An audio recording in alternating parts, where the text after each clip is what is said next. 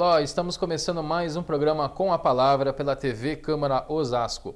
Hoje o nosso assunto é influência de energias eletromagnéticas nocivas ao ser humano. É um assunto muito interessante, amplo, com muitas informações importantes para a sua saúde. Para tratar do tema, nós trouxemos o geólogo Marcos Alves de Almeida. Marcos, é um prazer recebê-lo aqui.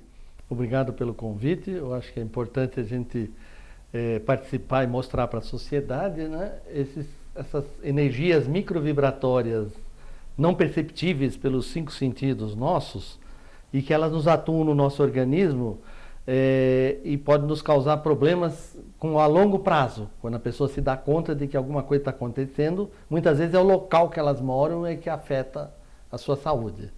É isso aí, Marcos. Eu que agradeço a sua participação. Vamos começar o nosso bate-papo. Então, Marcos, o seu trabalho é esclarecer dúvidas e ajudar as pessoas que sofrem com essas energias nocivas. Primeira coisa, quais são essas energias? É gozado que a natureza, vamos dizer assim, tempos atrás, muito tempo atrás, as pessoas tinham essa noção, essa percepção. Então, as pessoas, os fazendeiros iam instalar uma sede e começar uma determinada região, eles colocavam o gado para pastar. E o gado pastando em todos os lugares e acabava dormindo sempre no mesmo lugar. Aí lá que eles construíam a casa. Então, antigamente, o pessoal sabia que energias vindas do subsolo podiam ser nocivas à nossa saúde. E mesmo os romanos, 50 a.C., quando eles invadiam a Gália, invadiam alguns povos, eles iam construir uma fortaleza ali para durar 200, 300 anos. E era tudo assim feito com esse intuito. Aí eles fechavam áreas em vários locais e colocavam carneiros. E deixavam 1 ano. Naquele tempo tinha tempo. Parece que tudo corria devagar. E aí eles viam o fígado. Matavam o animal e viam o fígado. Se tivesse doente o fígado do animal, eles não construíam ali. E com o passar do tempo, nós perdemos essa consciência de que o meio ambiente pode afetar. Água subterrânea. Quanto mais inclinado o terreno, pode ter água, mas não é uma coisa obrigatória. Não é todo o terreno inclinado que vai ter água. Entendeu? Então, cada lugar tem que ser estudado separadamente. Outra coisa é a quebra das rochas, entendeu? Que tem lugares que estão lá embaixo, quase invisíveis, porque a gente não se dá conta na superfície, porque tem solo, e aquela anomalia que vinha equilibrada da terra sofre distorções. Pelo atrito das rochas. Na verdade, não são as rochas que atritam, porque é uma energia tão microvibratória. Tão pequena, né? Ela simplesmente sofre desvios, reflexões e refrações, e ela muda a frequência. Sim. E aí não é igual à nossa. O que significa a frequência nossa? É uma onda que tem com um determinado tamanho e cuja frequência é adequada à nossa vida. Então eu não posso ter um inimigo que está vibrando, que nem um tsunami, entendeu? Vibrando assim, e se a minha onda é assim, como é que eu posso ter um inimigo assim, se a minha onda é assim? Com o tempo, eu vou morando num lugar que tem essa onda tão vibrando tanto, aí eu vou entrando em ressonância. Entendeu? É isso que faz, nós acabamos acompanhando aquela onda. Então, das coisas que eu falei, água subterrânea. A outra é quebra de rocha, que são as menos importantes. Depois começa a complicar, tem as altas tensões, você morar perto da alta tensão. Depois você tem as torres de micro-ondas, lugares que tem muitas torres de micro-ondas.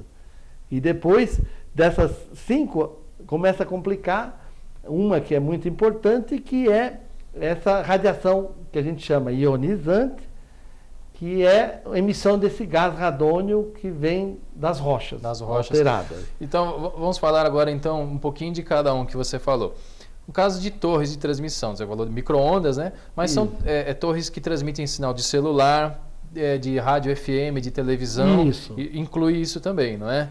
As principais delas seriam as torres, o UHF, que vai até EHF, até SHF, que seriam frequências de alta, seria de frequência muito alta. Com alta potência. Alta potência. Entendeu? Então, o que aconteceria então? O que acontece com o indivíduo que trabalha na Avenida Paulista, num escritório lá? Que lá tem muitas torres de televisão, de rádio, né? Lá nada funciona até, se você ligar qualquer aparelho.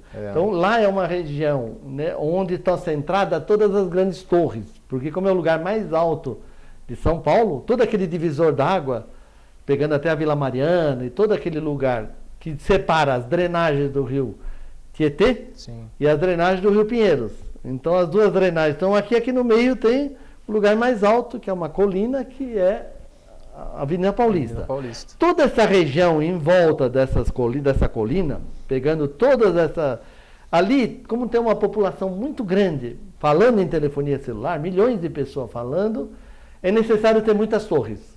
Então, não só as torres principais da Avenida Paulista, mas todo lugar tem, cada 200, 300 metros, tem uma torre de micro-ondas. Eu até fotografo todas elas dentro do carro, então tenho uma coleção, porque com o meu celular eu vou fotografando, entendeu? Como é que elas se comportam. E para eu ter um arquivo de todas elas. Então a gente é treinado a perceber. Então, e a pessoa que está todo dia ali exposta a esse sinal forte, o que pode acontecer? O que acontece, como quem estudou muito, o Vitor Baranowski da Universidade de Campinas, que é um físico. Que trabalha com essas energias, que escreveu até um livro, que está no meu site, tem a você vai bibliografia. Passar o endereço para o pessoal ver, né? E ele estudou e mostrou claramente num nível acessível a nós, de entendimento, né? Que todo campo eletromagnético ele atua gerando sempre ondas perpendiculares, na vertical elétrica e na horizontal magnética. Pode acontecer essas inversões. Como a telefonia celular atua na vertical, então imagine uma onda assim e uma outra horizontal. Então essa é a magnética, essa é a elétrica. O elétrico gera o magnético, ou vice-versa. Então, a telefonia celular, um fluxo que está andando, quando chega na vertical, ele atua assim. Então o que acontece? As nossas moléculas não têm essa posição assim, polarizada. Elas são assim, elas vibram em várias posições. Entendeu? E aí, com o tempo, essa vibração é tão forte, chega a 10 bilhões de vibrações por segundo, entendeu? No caso da Avenida Paulista, entendeu? E nas imediações chega até de 1 bilhão a 10 bilhões. Então, o que acontece? As nossas ondas estão assim, numa velocidade bem menor, enquanto essa aqui está assim. O que acontece? Com o tempo, as pessoas vão paralisando, o nosso organismo fica paralelo às... Ah, sim. Quer dizer que as ondas elas passam a controlar, digamos assim, o metabolismo da pessoa. Isso. Começa a obrigar o nosso organismo até envelhecer mais rápido para poder vencer aquele inimigo que está assim, ó. Entendi. Mas como a coisa é tão débil, a quantidade é tão pequena, não é porque as pessoas ficam em pânico, né? Agora eu vou andar na Paulista, vai acontecer isso. Não. Você precisa dormir lá 10 anos, 15 anos, entendeu? Exposta diariamente, entendeu? Muito tempo, porque as coisas são quantidades muito pequenas. Ela tem muita força, mas a quantidade é pequena.